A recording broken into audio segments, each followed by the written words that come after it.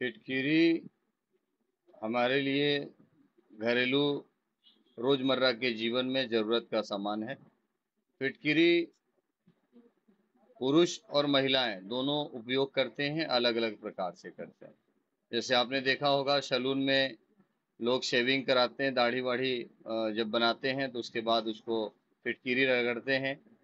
फिटकी रगड़ने से जो कटा हुआ होता है या फिर चेहरे में जो पिंपल्स होते हैं, दाग होते हैं, बर्रे होते हैं, उनको खत्म करने के काम में आता है।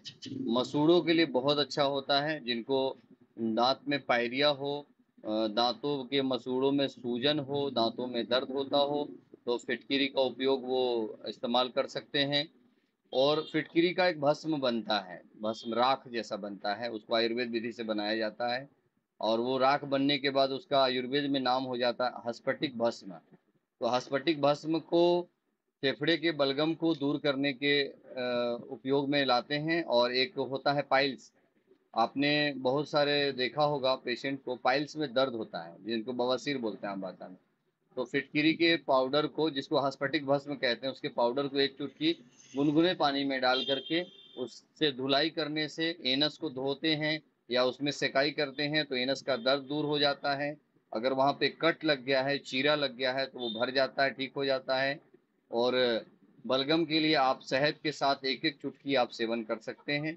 ऐसे अनेक फायदे हैं। फिटकिरी को पेस्ट बना करके उसमें आप गुलाब जल और नींबू का रस और फिटकिरी, ये तीन चीज़ों को मिला करके आप कहीं भी शरीर में आपको काले धब्बे दाग हों, बर्रे हों, तो वहाँ पेस्ट बना करके 10-20 मिनट लगा करके छोड़ दीजिए।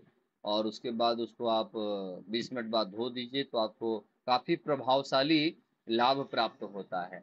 एक तो ये होता है। फिटकिरी पहले स्किन में चेक कर लेना चाहिए। इसमें एक सावधानी यही है कि पहले स्किन में आप चेक कर लें कि फिटकिरी लगाने से हमें कुछ बहुत ज़्यादा जलन तो नहीं हो रही है।